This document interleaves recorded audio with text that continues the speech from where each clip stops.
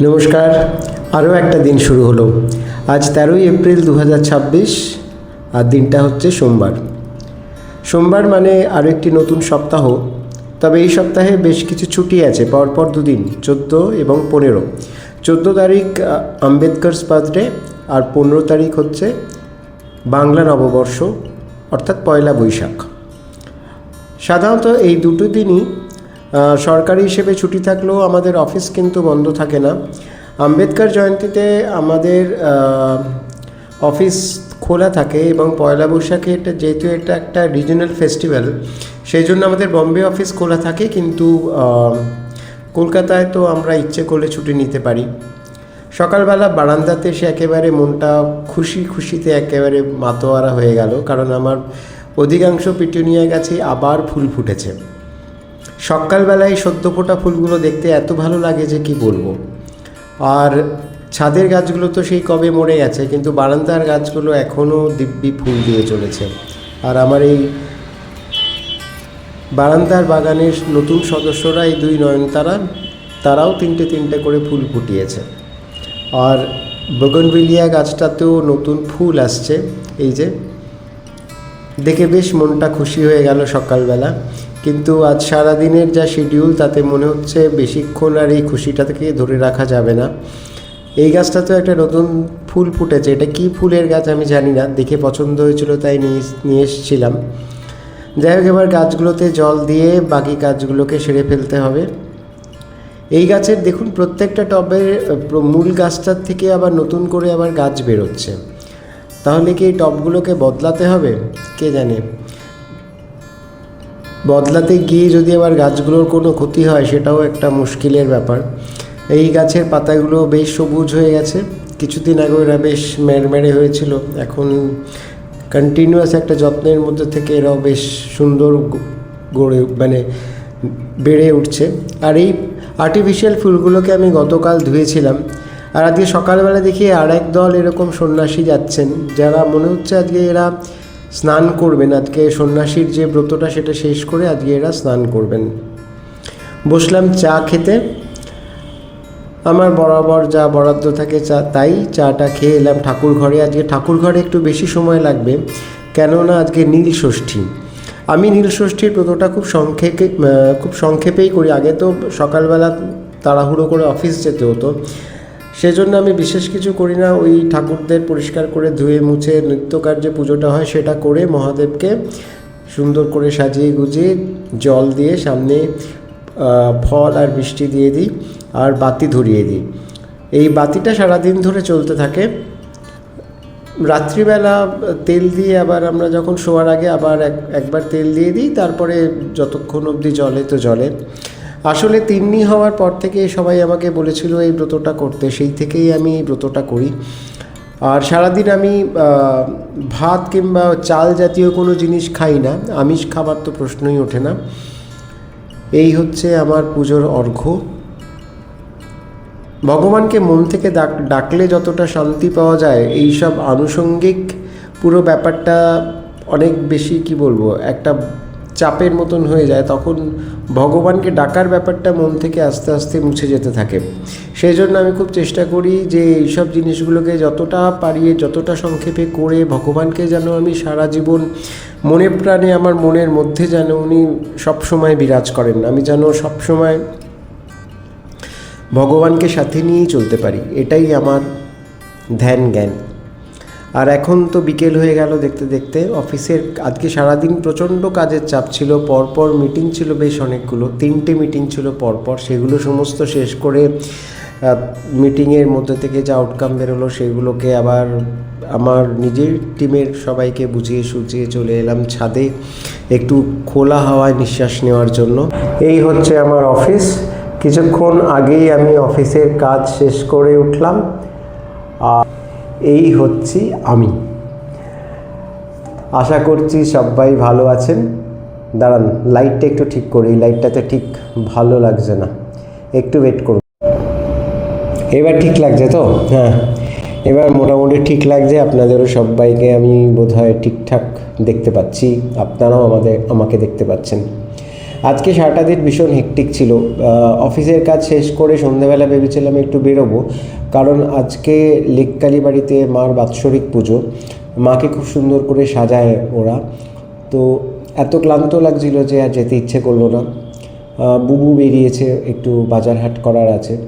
তো সাধারণত এইসব ব্যাপারে সন্ধ্যেবেলা আমি ওকে একটু সঙ্গ দিয়ে থাকি, কিন্তু আজকে আর শরীরটা দিচ্ছিল না। তারপর আরও একটা ব্যাপার, এখন সংবাদ মাধ্যম খুললে পরেই যে ভোটের খবরই তো এখন প্রাধান্য পায়।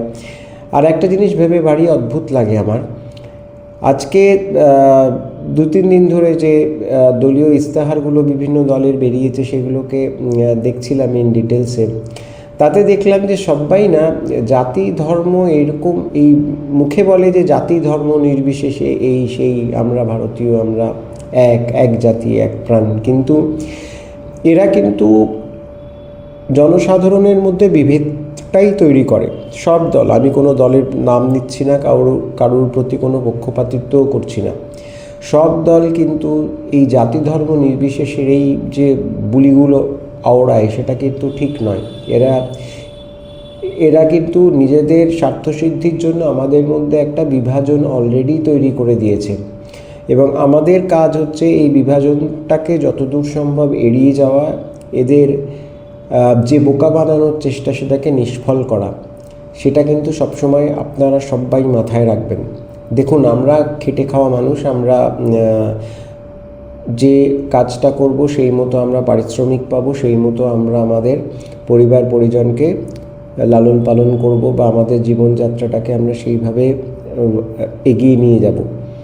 কিন্তু এই যে বিভিন্ন যে পলিটিক্যাল পার্টিসগুলো রয়েছে, এদের ফাঁদে পা দিলে পরেই কিন্তু দেখবেন আপনি একটা নির্দিষ্ট গণ্ডির মধ্যে আপনি আবদ্ধ হয়ে গেছেন।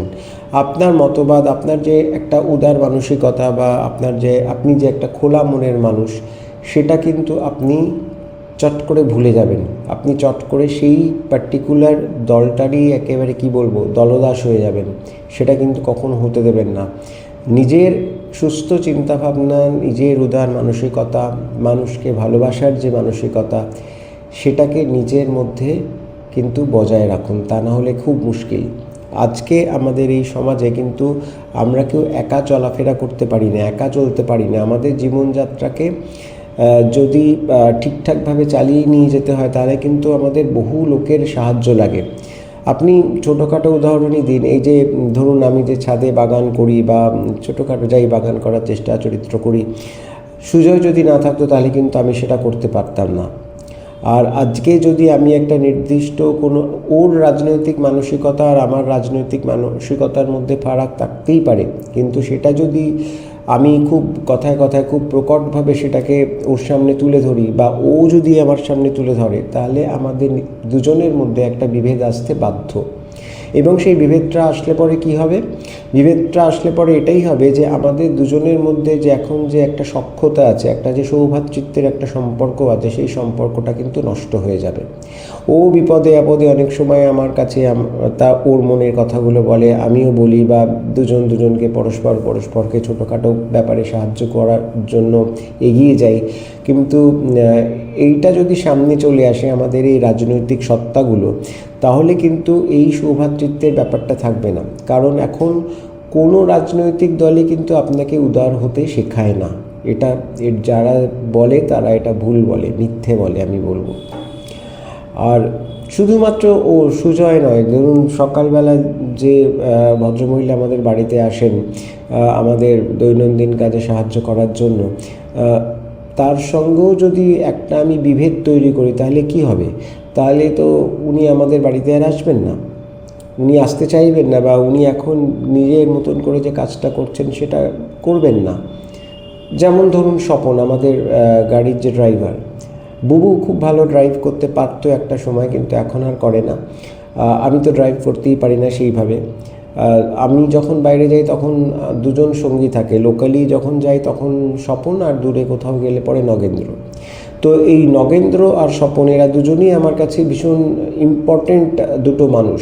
এই দুটো মানুষ ছাড়া কিন্তু আমি মানে এক কথায় অচল। কারণ পাবলিক ট্রান্সপোর্ট, একসময় আমি পাবলিক ট্রান্সপোর্ট ভীষণভাবে ব্যবহার করতাম, পাবলিক ট্রান্সপোর্টই ব্যবহার করতাম বরং বলা ভালো। কিন্তু এখন কি হয়েছে, বয়স বাড়ার সঙ্গে সঙ্গে আমি পাবলিক ট্রান্সপোর্টে সেই স্বাচ্ছন্দ্যটা আর ফিল করি না। তো এখন কোথাও যেতে হলে পরেই ওরা নিজেরাই মানে স্বতঃপ্রণোদিত হয়ে আমাকে বলে যে চলুন এখানে নিয়ে যাচ্ছি, আপনি ওখানে যাবেন, চলুন তাহলে আপনাকে ওখানে নিয়ে যাচ্ছি। তো এই সব মানুষগুলোর সঙ্গেও কিন্তু সম্পর্কটা নষ্ট হয়ে যেতে পারে যদি আমি আমাকে একটা সীমিত গণ্ডির মধ্যে নিজেকে আবদ্ধ করে রাখি।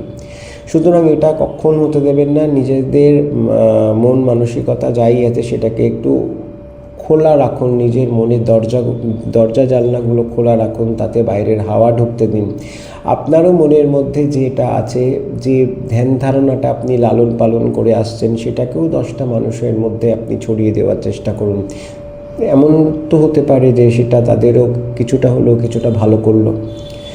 যাই হোক, আপনাদের প্রচুর জ্ঞান দিয়ে দিলাম। আপনারা সবাই খুব ভালো থাকবেন। কালকে চৈত্র সংক্রান্তি, কালকে কিন্তু ঘরদোর সমস্ত পরিষ্কার পরিচ্ছন্ন রাখবেন, যাতে নতুন বছরকে খুব সুন্দরভাবে আপনি ওয়েলকাম করতে পারেন। নিশ্চয়ই আপনাদের সঙ্গে আমার কালকে আবার দেখা হবে। সবাই খুব ভালো থাকবেন, সুস্থ থাকবেন এবং অবশ্যই নিজের যত্ন নেবেন। যত্ন নিয়ে নিজেকে আনন্দে রাখবেন। নমস্কার।